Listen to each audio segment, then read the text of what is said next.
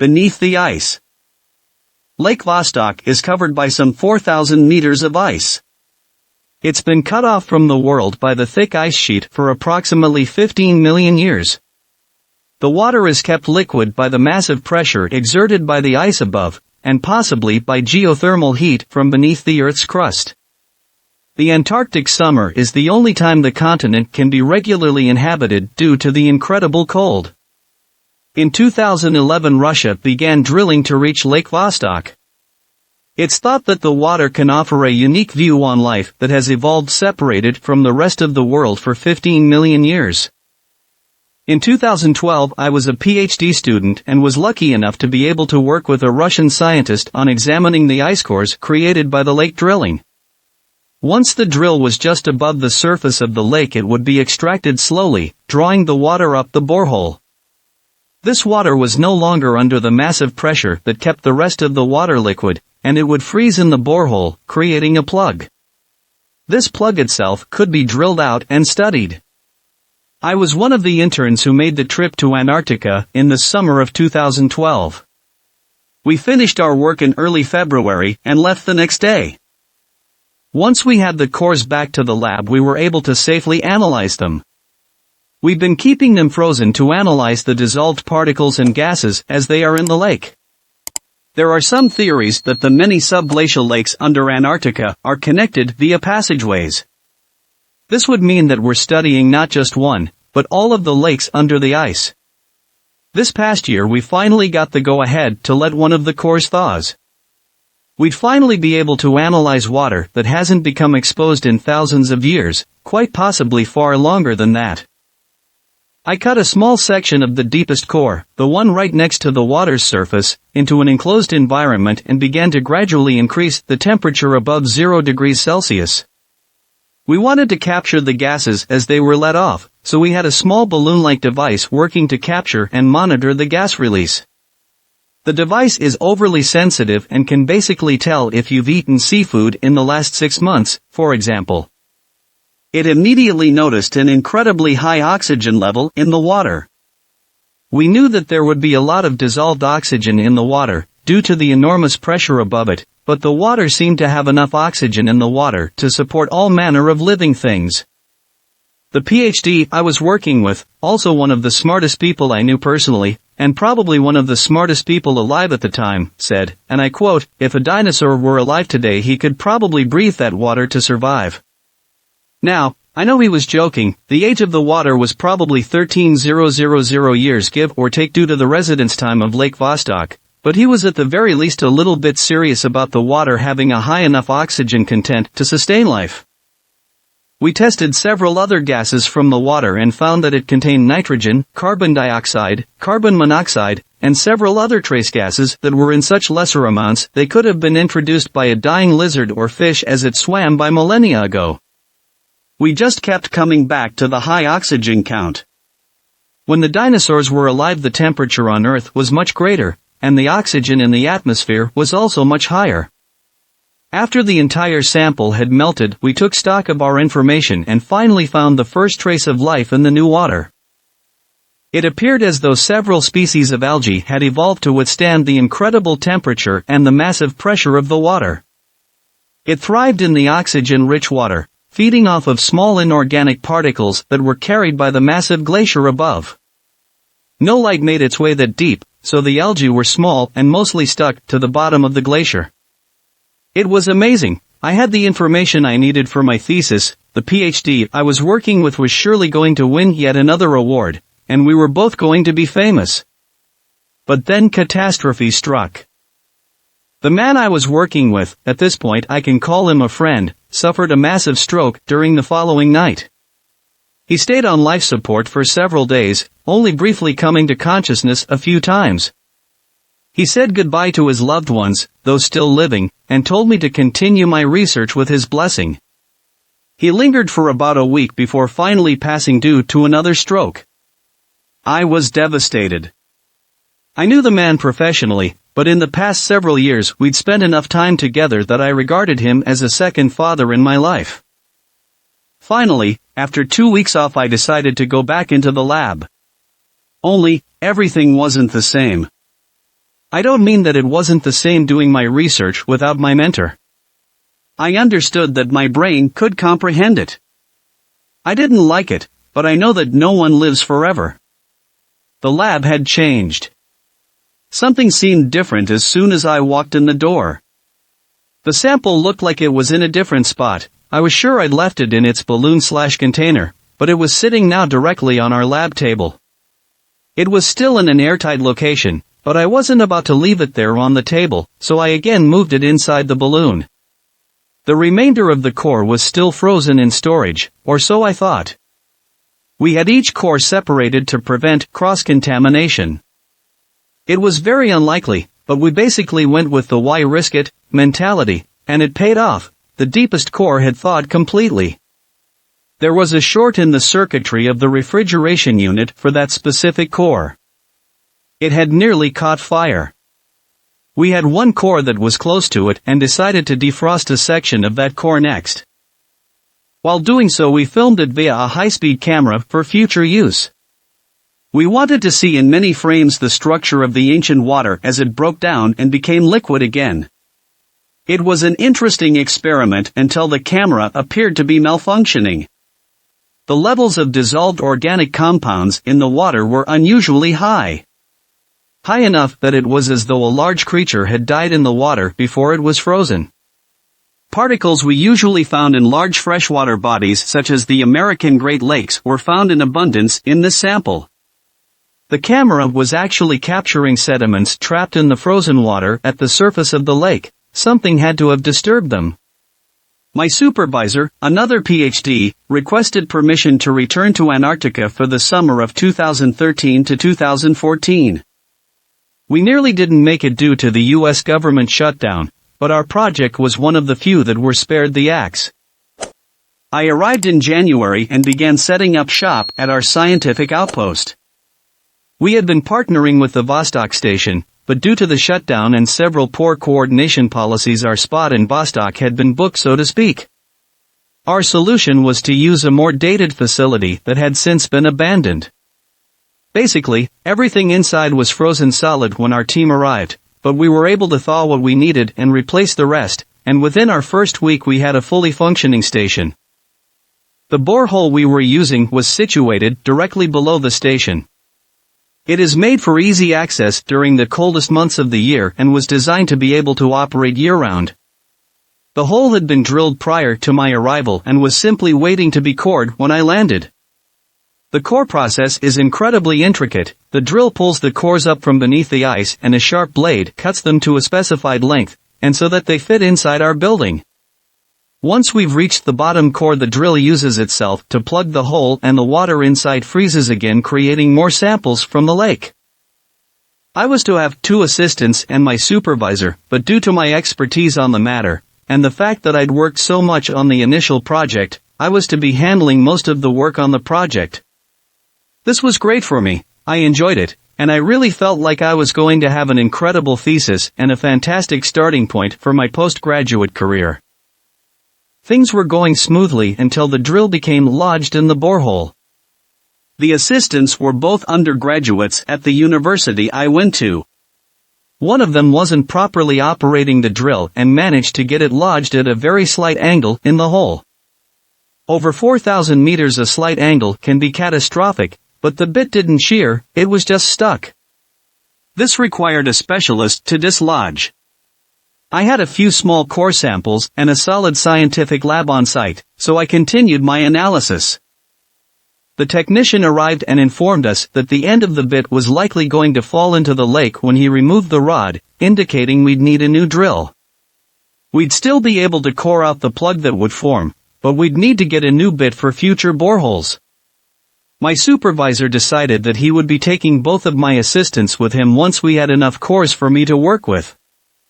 I'd been alone before in our research base in Antarctica, so I wasn't really bothered by this prospect. We cored out the plug and I had several thousand meters of newly frozen lake water to work with. They left the following day, leaving me alone, presumably for a period of 3 weeks. The first few days after they left, I didn't have any problems. I hadn't melted any of the samples yet. As soon as I went to melt the very first one, a sample of about 5 kilograms, I began to run into problems. While it was melting, I had our camera on it for posterity. I looked away and the fragment had moved completely out of the frame. Just like that, maybe 2 or 3 seconds. I quickly ran into the lab to check the gear and the sample. The ambient temperature in the room was only slightly above freezing, but there was already a small puddle of water around the core on the tray. I replaced it and went back to my observation room where I'd be able to watch in relative warmth that the lab didn't offer. Back in the observation room, I noticed that the door leading to the sleeping quarters and kitchen was slightly ajar. That was a big no-no. We didn't like to leave compartment doors open in case of a bad storm, like the one we were having. If the outer compartment was breached, the inner compartments needed to remain warm enough to support life, well, us. Sure, we had emergency survival suits and backup plans with backups, but I was sure I'd closed that door. Nothing else seemed to happen that day, and I went to bed without incident. When I woke, I could hear the storm hammering loudly on the outside of the building. It was intense. The weather report for the station was 90 km/h winds and a driving blizzard. The temperature was below -60 degrees Celsius. It was close to condition 1 weather, the worst it can get. Luckily for me, I was happily going to work on another sample today, this time extracting the dissolved oxygen and studying how it increased or decreased with depth in the borehole. That was what I was going to do, until I got into the lab. My sample was gone. The initial sample I'd melted the previous day had vanished. It hadn't evaporated. The air in the lab was filtered and climate controlled. If any evaporated, it wouldn't have been the entire sample. I was perplexed, and I began to think that there was someone else in the facility. It wasn't a large base, there weren't many places for someone to hide, but I began to see things. Right as I went into the kitchen that night for dinner, I briefly saw what looked like a person running from the room as I entered. I just saw a shadow. It might have been my imagination, but it really looked like a person. The power went out that night, the facility blew a fuse. I was awoken by bitter cold and an alarm that should have woken me earlier. I quickly dressed and went to swap the fuse with a good one. Once I got to the electrical panel, I was standing at the end of a long dark hallway about 40 meters long. I briefly shined my light all the way down to the end and managed to see a person duck behind the next hall. I put the new fuse in, flipped the power and tore off on a run, determined to catch my target. I rounded the bend and nothing, no person, no surprise, just nothing. Puzzled, I made my way back to my room and tried to fall back to sleep. The storm was still hammering on the side of the building, and it was doing so with an eerie frequency. It seemed to have a rhythm to it. I began to think that maybe something was stuck to the side of the building and floundering against the wall in the extreme wind. I laid there for hours until I finally fell asleep for a few minutes before I had to wait to begin the day. My day finally began to get better when I was analyzing a small piece of sediment that appeared to have come from the lake bottom. It was incredibly old, and actually had a small number of algae that had accumulated on what I assumed to be the upward-facing side of the particle. I was looking into the microscope when something heavy fell off of the table behind me. Startled, I quickly went to turn around and bumped into my microscope, moving my sample without realizing it. When I looked back into the microscope, I saw blood. Not mine, not human for that matter. It was brown, which made me think it was dead blood, but there were living blood cells that I'd never seen before on my slide. I had made a breakthrough. It was incredible. I discovered a type of life that had evolved on its own, separated from the rest of Earth for millions of years. My jubilation, however, was short-lived. How were the cells alive? They were floating in water cold enough to freeze yet remaining liquid due to the incredible pressure placed on top of it. Most living creatures don't possess the proper coping mechanisms to live through this, let alone to produce a blood cell that can live outside the body in these conditions. I began to quickly test the remainder of my sample, and sure enough there were more blood cells floating freely in the water. This was amazing. I was suddenly far less concerned with the odd things that had been happening around the facility. Nearly 2 weeks had gone by since my colleagues had left to get a new drill bit, and here I was making an earth-shattering discovery that was going to lead to the next Galapagos Islands, except this time it was under 4,000 meters of ice in one of the most inhospitable environments on Earth. I went to bed that night under full condition 1 weather. It was bad. Warning klaxons went on and off throughout the night, indicating gusts of well over 100 kilometers per hour. The temperature had dipped to a record low for the month of March, minus 80 degrees Celsius. The facility could withstand this onslaught, or at least it was designed to handle much worse. I woke around 1 a.m. local time to a loud smashing sound on the side of the building. The walls were double thick and insulated by a vacuum space between the outer and inner walls, yet something was banging on it loud enough to wake me. I knew I couldn't go outside in condition 1, so I tried in vain to go back to sleep until I again noticed an odd pattern to the banging. I'll describe it best I can. After it repeated a few times, I thought that it might be Morse code and had the horrifying thought that there might be someone trapped outside our station. Maybe my colleagues had returned, and I was basically ignoring their pleas for help. I ran to the monitoring station where we had a CCTV camera attached to the outside that we could use to monitor the main entry door. I quickly flicked it on and found, to my dismay, that it was fully iced over. I could see only a small corner of the door in ice. I was about to give up when I briefly saw a shadow on the door. Someone was there. I ran to get fully dressed. I was going to have to break the rules and open the door and airlock to condition 1 weather. No one is allowed outside in this weather, but if someone were already out there, something bad had happened. Maybe there'd been an accident on the return trip, and they'd been unable to alert me? I ran back to the door as best as my thick clothes would allow and flicked on the light to the airlock and the outside.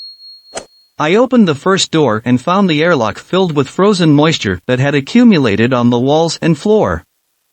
The door was nearly frozen shut. I clipped a safety rope to my waist and then to the railing on the wall and forced the door open.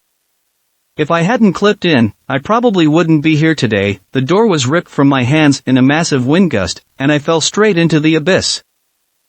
After struggling to stand for a few seconds, I saw that no one was there. The entryway was slightly out of the elements, but for the most part it was in the thick of the storm. I tried screaming to see if anyone was nearby, and I couldn't even hear myself. I glanced towards where my sleeping quarters were, now fully illuminated by the outside lights, and saw 2 sizable dents in the wall. I couldn't see any further than that. It was only a few meters anyways, and I decided that I had lost it. I reached for the door to shut it and headed back inside when I thought I saw something in the snow. Eyes can play tricks on you when you are staring into snow so thick that visibility is limited to a distance of a few meters and winds so severe you can barely stand upright while holding onto a safety rope. But I could see a figure standing in the snow.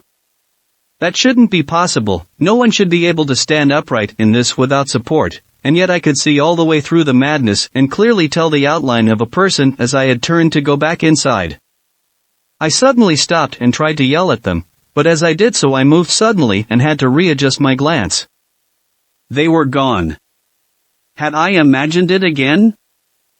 I had to get inside. I grabbed the heavy door and tried to drag it shut, but my feet weren't catching on the slippery terrain. I ended up having to tie the safety rope around one of the railings on the doors and use the wall railings for leverage to pull it shut from inside the airlock. As soon as I was surrounded by an odd sense of silence. The storm was still raging outside, but suddenly my overloaded ears were ringing in the relative silence of the airlock. I made my way back to my quarters and noticed that the banging had picked up again. Something had to have come loose from the facility. It had to be stuck to the walls. That was the only rational explanation. I forced myself to sleep.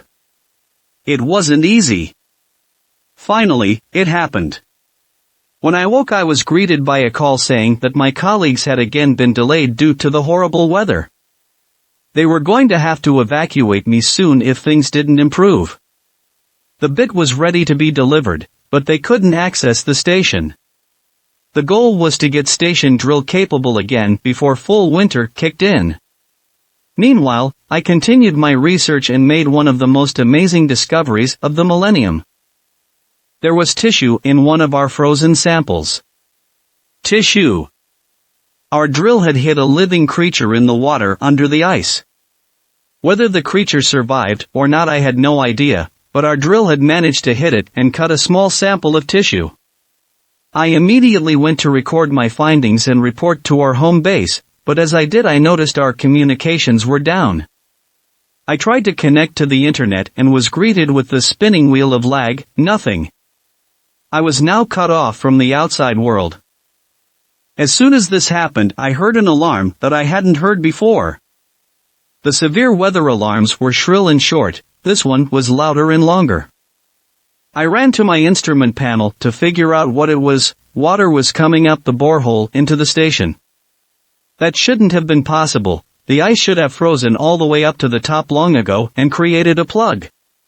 Like an artesian well, the water under pressure would have a certain head to it and come so high up the tube before finally equalizing and remaining stationary. We'd calculated the distance as being less than 3,900 meters from the surface of the lake. We should have had 100 meters of safety, but when I ran into the borehole room I was greeted by several centimeters of water sloshing about. I had waterproof boots, and quickly donned them. The borehole was open. The ice plug, gone. I looked down at it with a light, and as far as I could see the ice was gone. We needed to seal the hole in a hurry. The hole was only about 15 centimeters in diameter, but water seemed to be coming up from the depths. Apparently our calculations were wrong. I began to run the drill controls. The bit itself was gone, but with nothing to impede it I could insert the remainder into the borehole and use it as a plug. The only problem was the ambient temperature in the room. I suddenly noticed that it was warm, unusually so. I had to flood the room with the outside air, and then the water would freeze in moments. There were vents in the ceiling that could be manually opened, allowing the harsh air in, for just such an occasion, only we didn't expect to have to do so in condition 1 weather. I quickly climbed up and cranked the lever, opening both the inner and outer walls. The air whipped in through the slits and the temperature dropped to freezing in moments. With the drill in place the water began to solidify nicely. I was then able to remove it and let the hole freeze over as before, only I had no idea what had caused the thaw. I made my way back to my sample to find that it was gone. That was the last straw. My equipment was disturbed, slides moved, and my groundbreaking discovery was missing. I made to go cut a new sample, and as I did I opened the door to our freezer room, which was actually normally slightly warmer than the outside temperature at present, and found that everything had defrosted. Our 4,000-meter ice core was sloshing about on the floor of the facility, slowly freezing again. My samples were ruined.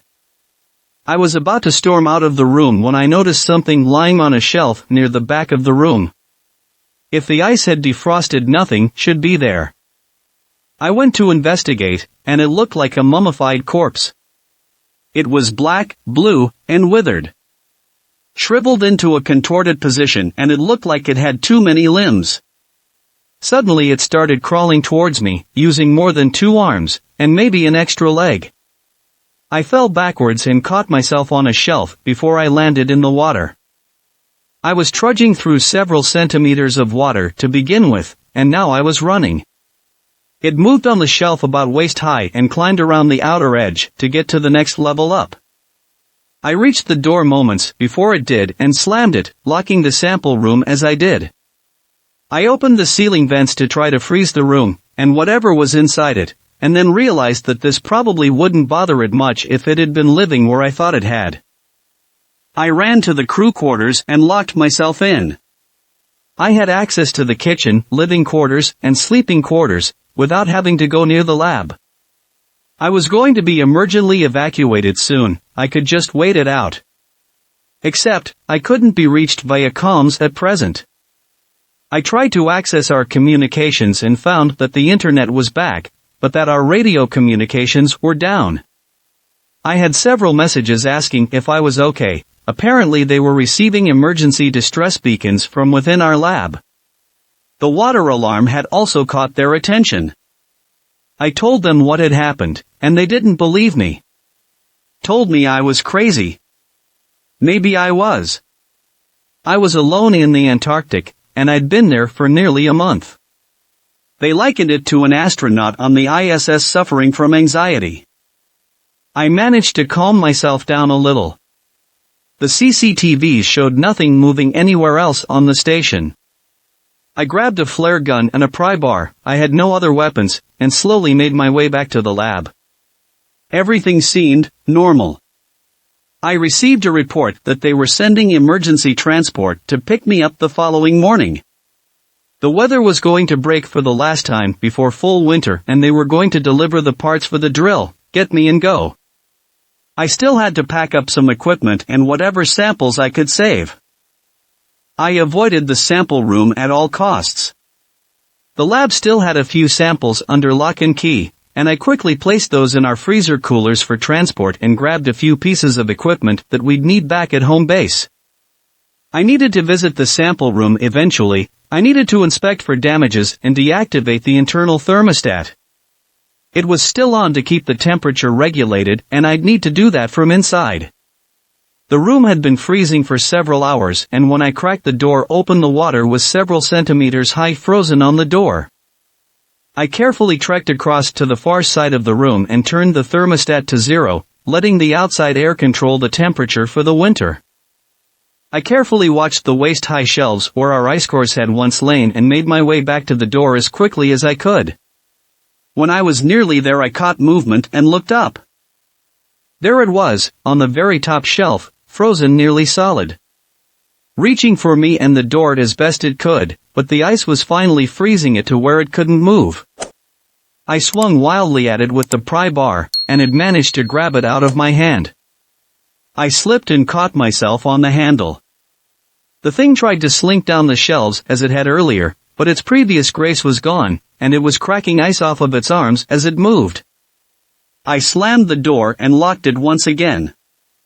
I didn't have a camera on the inside, but I could hear its stiff movements, the ice breaking from its limbs as it moved.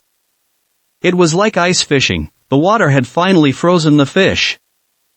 As I slowly backed away from the room I heard a light humming sound and realized that something had closed the vents from the inside.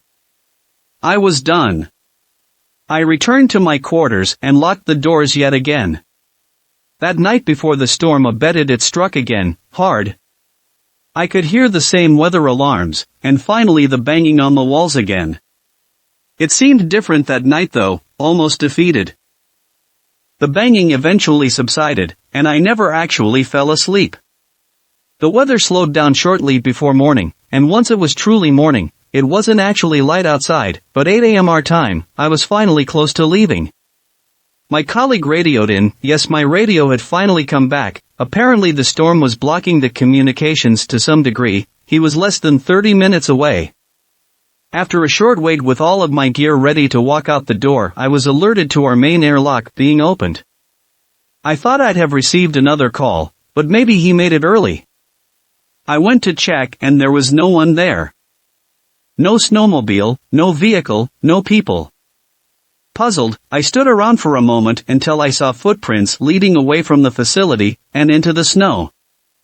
There seemed to be too many of them, and they were bare footprints. The gates seemed to be off. A fresh snow was falling, and I was about to take a picture of them when I again realized no one would believe me. I went back inside and received a burst transmission from the Russian Vostok station. It was static-filled and mostly incoherent. They must have known that I didn't speak Russian because the voice was speaking heavily accented English. It was hard to decipher, but I finally could make out a few words. We tried warm. It didn't make sense at first, so I replayed it several times. Eventually I realized they weren't saying warm, but instead, warn. Startled I deleted the message and backed away from my computer until I heard the airlock door open again. I grabbed a different pry bar and went to investigate. This time it was my ride. I loaded the sled and got out of there as quickly as I could. The Russians in the Vostok station had been carrying out a similar experiment to ours using a different cord location a few miles away. Their schedule was a few weeks ahead of ours, however, and I can only assume they came to the same conclusion as I did. Thanks for watching. Please comment, like, share and subscribe. The Internet Surfer on YouTube for more horror and scary stories.